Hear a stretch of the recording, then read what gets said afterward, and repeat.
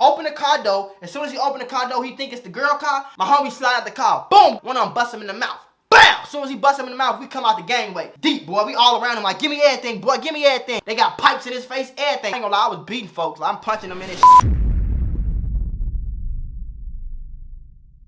What up, Mula gang? It's your boy Mac Mula, aka Mr. Mula Mac, and I'm back with another video. Hey, fo, you already know how we rock, plow, stock, key the cushion in my pocket, man. Check it out, fo, now. We back with another story time. This is one of the very, very special story times on this channel. One of the most important of the whole Maco story. So listen, fo, I'm gonna need y'all to smash that thumbs up button. You hear? Subscribe if you're new to the channel, and follow your boy on the gram if you ain't already, fo.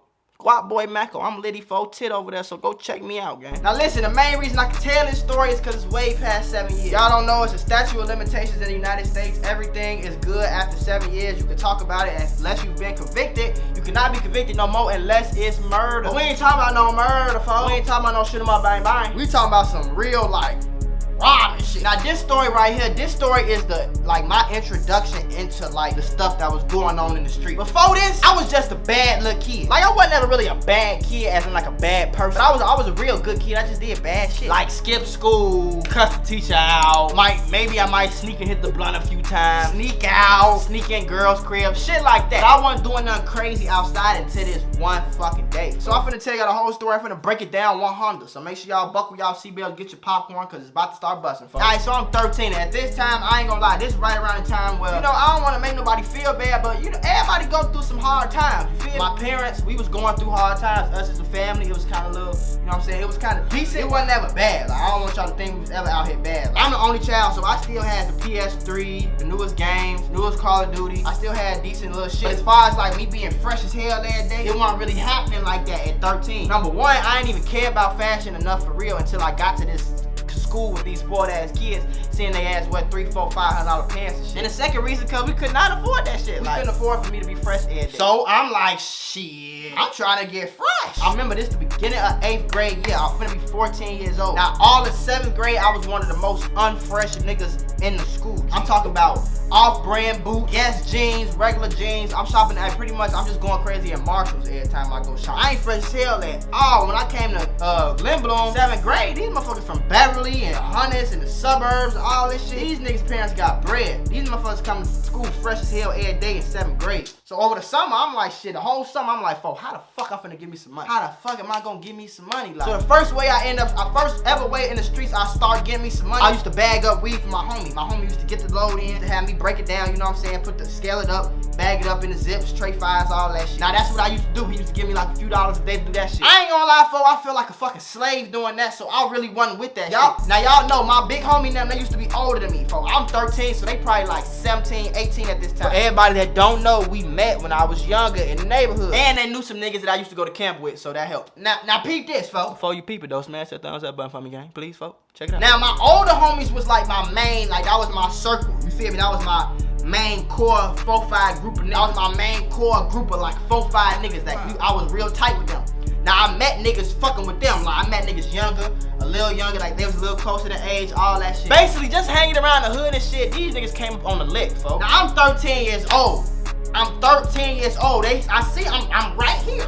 I'm standing in front of them while they talking about this lick. They said they had this lick. They said they finna rob this dude for his shit. Feel me? They finna take off with his shit, get gone, and ain't nobody gonna even know what happened. By the time any police get called, anything like that, they gonna be gone, everything groovy. Like, they explaining it all to me, folks. I don't wanna do no spoilers, so I ain't gonna explain it right now, but we gonna get into it, folks. Just stay tuned, G. So look, folks, your boy Maco going through it, boy. Your boy Maco sitting there going back and forth in his head like, folks, do I do that shit? I can't do that shit, boy. I can end up dead and go to jail. Damn, motherfucker's broke. I ain't trying to go back to school with nothing. I need to leave a polo hoodie or something. And to think about it, I looked at my homie, I said, hey, fo, what I could do, G, like how much I can get paid and shit. Now, I want y'all to understand this. The lick was for like, it was not a lot of money. Back then, listening to it, that shit sounded like a fucking fortune. Now, understanding what we was doing, boy, that shit was looking for like a complete, like everything, what it was worth for like 15, 20,000. And they said I was gonna get 700. Only thing I had to do was what I had to do. So I asked them, I'm like, what I gotta do, folks? What I gotta do? Just tell me what I gotta do. It's like, boy, you gotta do that shit, nigga. You gonna have to help us. Come in that motherfucker, grab shit and leave. I'm like, oh shit, we doing, okay, we going full, okay, we doing that? That's how we doing it, okay.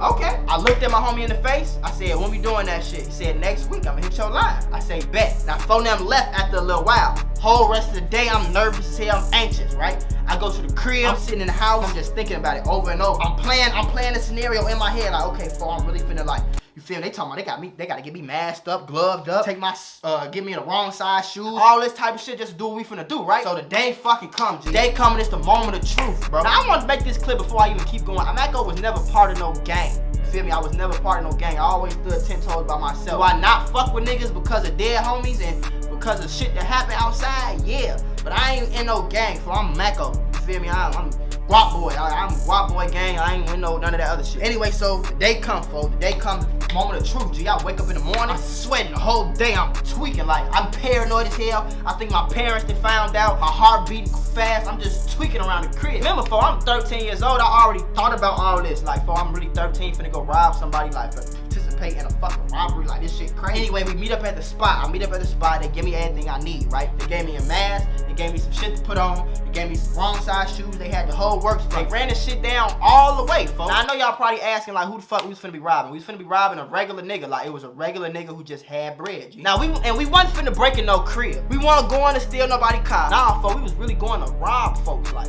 rob him. My homie set this nigga up. Like, he tweaking with the folks. Like, he a regular nigga. Like I said, he not no street nigga. He ain't outside like that, none of that. He just got bread like that. I can't even say who it is or what he did, cause y'all put two and two together, but he just got bread. So he ended up catfishing this dude, right? Now, back in the day, it was easier to catfish motherfuckers, cause when I was 13, that's 7th, 8th grade. This 2013, 2012, like, motherfuckers just starting to get catfished, yeah? So it ain't really that common for a motherfucker to be like making sure, like, you know what I'm saying? So he catfished folks with like this girl that we knew, like, you know what I'm saying, with her face and her name and shit, like, well, different name, but her face and everything. So whenever he would call, he'd just make sure that he give him her number, so that shit, when he called, he heard a girl number, the girl voice. So anyway, this shit going on for like a week or two, like, you feel me? This shit crazy. So anyway, it's a setup, like, it's a complete setup for, like, the nigga think that the girl is finna come pick him up.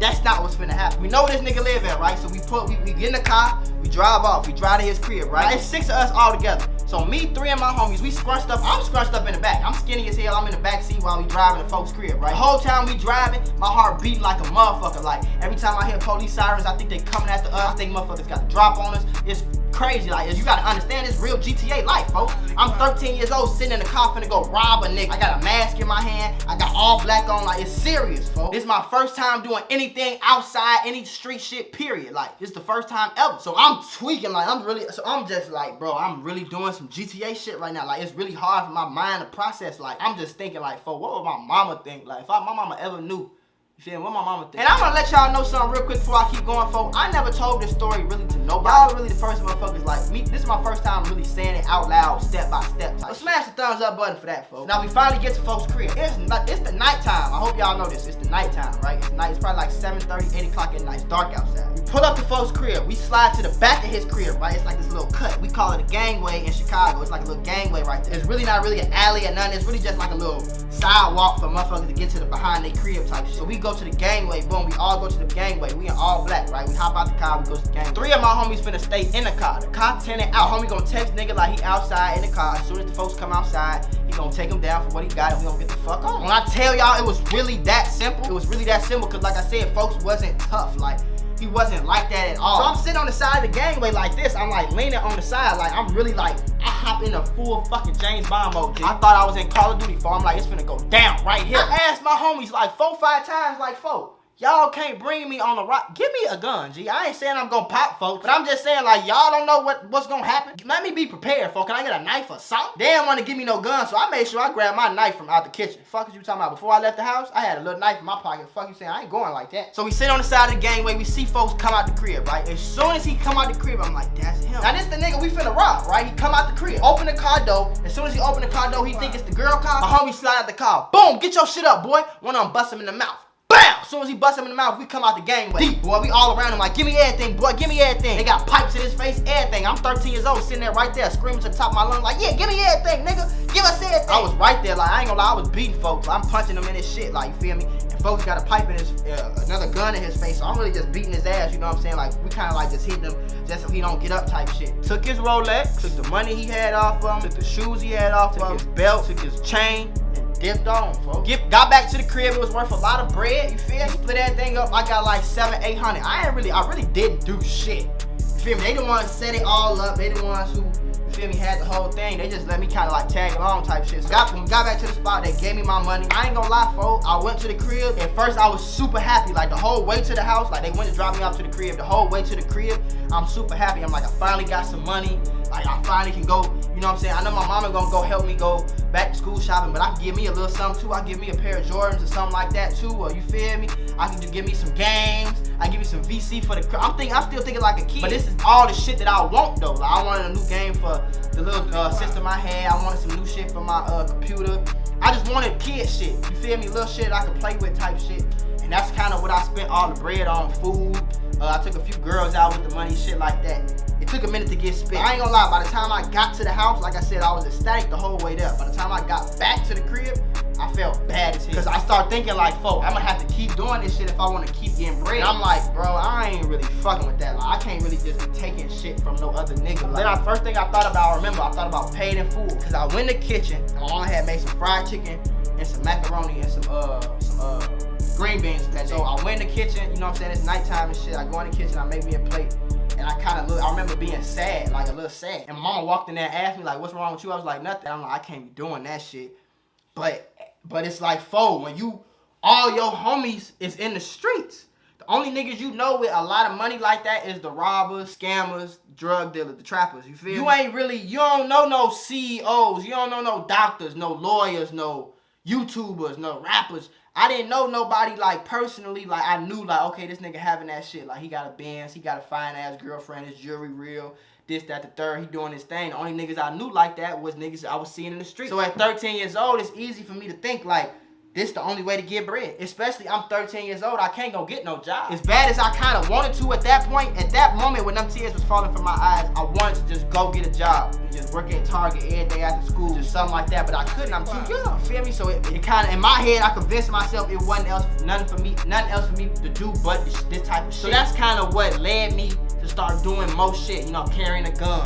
Being outside, selling weed, selling other drugs, doing this with my homies, breaking in cribs, shit like that. Like, that's what led to all that. But I refuse, I ain't gonna lie, I refuse to ever rob a motherfucker like that again. Like, when I jumped in the crib, I felt just as bad, which is why that was the only time I did that. That shit was not for me. I'm not no robber. That's just not for me, G. Like, it ain't for me. I'm not finna be robbing motherfuckers, then I gotta worry about who saw me, worry about the police, worry about money. Now motherfuckers want to kill me. If I sell, ain't nobody gonna kill me because I'm selling weed. Ain't nobody gonna want me dead because I'm selling some weed. You feel what I'm saying? But motherfucker want you dead for robbing a motherfucker. So that's why I just jumped out that shit, bro. Like I said, when I jumped in the crib, when I did that little home invasion shit, I got another time. I only got like $800 worth of shit out of there. You feel me? Dumb as hell. The nigga wasn't home, so you feel me? It wasn't like a robbery, but I still felt like I stole something from somebody. Cause I did. And it was fucked up, and I ain't like that feeling at all, G. Like, at all. Like, hell no, cause I know I kill a nigga dead trying to, you feel me? So, I just wasn't trying to get into that life, you feel me? Then I knew young niggas getting locked up, going to juvie, getting shot, all type of stupid shit. Like, I'm hearing about all this shit, I'm like, nah, that shit ain't my way. I ain't gonna say, I always say this, for I was not a street nigga, I was not no gangbanger, I was just a nigga that did shit outside. When I needed some money, I did some street shit. Doing that street shit led me to do even bigger street shit because I was involved with a little street shit. So like some shit I had to do. I was not no street nigga. I wasn't the boss on the block. I didn't run the block. I wasn't no big trapper. I wasn't no big scammer. I wasn't moving peas. You feel me? I was trapping a little bit. I was doing a little of this, doing a little of that, but I was not no street nigga. When I went to school and when I went home, nobody knew about the shit I was doing. It was honestly, some motherfuckers at school thought I was a lame. Real deal. Some motherfuckers in school thought I was a pure Buford, even though I probably did way more street shit than them. I'm just not gonna talk about it. I'm not gonna get on Instagram and brag about it. I ain't gonna tell all the hoes that I'm talking to like this was like, yeah, I robbed a nigga yesterday, you feel me? All that I was taught, all my big homies taught like real life. They taught me like, motherfucker, beat your ass, damn it, kill you. Everything that we do together and stay with us. You feel me? So that's why I wasn't never telling my girlfriend, my homies, my mama. Nobody ever knew nothing about the shit that I did except the niggas that I was there with. You feel me? And the niggas that like was really for real around. You see what I'm saying? I never thought this shit was cool.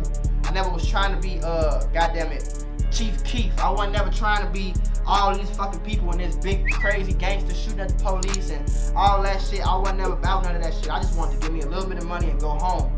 that shit just because it was in the streets, it's shit that come behind that, you feel me? But hey man, I hope y'all enjoyed that video. This is the first time Mako did anything for real in the street, so y'all gotta smash that thumbs up button. Hit that subscribe button if you're new to the channel, and follow your boy on the gram if you ain't already. It's your boy Mako, and I'm out.